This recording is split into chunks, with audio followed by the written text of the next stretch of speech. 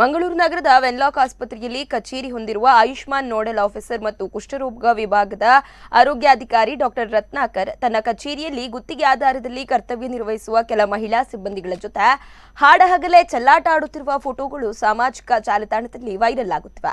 ಮಂಗಳೂರಿನ ವೆನ್ಲಾಕ್ ಆಸ್ಪತ್ರೆಯಲ್ಲಿರುವ ಕಚೇರಿಯ ಮಹಿಳಾ ಸಿಬ್ಬಂದಿ ಜೊತೆ ನಿತ್ಯ ಚೆಲ್ಲಾಟವಾಡುವ ಈ ಅಧಿಕಾರಿ ಚೆಲ್ಲಾಟಕ್ಕೆ ಸಹಕರಿಸಿದ ಸಿಬ್ಬಂದಿಗೆ ಟಾರ್ಚರ್ ಕೊಡುತ್ತಿದ್ದ ಎಂಬ ದೂರುಗಳು ಕೇಳಿ ಬರುತ್ತಿವೆ. ಅಲ್ಲದೆ ಕೇವಲ ಮಹಿಳಾ ಸಿಬ್ಬಂದಿಗಳನ್ನ ಕರೆದುಕೊಂಡು ಜಾಲಿ ಟ್ರಿಪ್ ಕೂಡ ಹೋಗುತ್ತಿದ್ದ. ವಿಪರ್ಯಾಸವೆಂದ್ರೆ ರತ್ನಾಕರನ ಆಟೋಟೋಪದ ವಿರುದ್ಧ ಈವರೆಗೆ ಯಾವುದೇ ಮಹಿಳಾ ಸಿಬ್ಬಂದಿಗಳು ದೂರೇ ನೀಡದೆ ಆತನಿಗೆ ಕರ್ತವ್ಯದ ಅವಧಿಯಲ್ಲಿ ಅನೈತಿಕ ವರ್ತನೆಗೆ ಸಹಕರಿಸಿದ್ದಾರೆ ಎಂಬ ಆರೋಪವು ಇದೀಗ ಕೇಳಿಬರುತ್ತಿದೆ.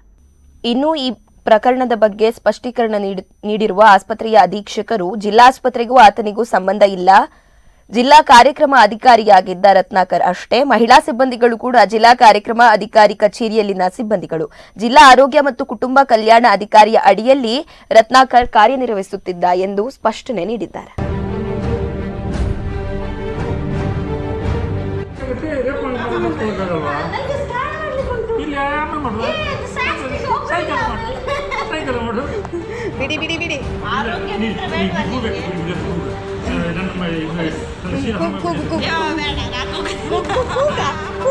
ಬಿಡಿ ಅಂತ ಹೇಳಿ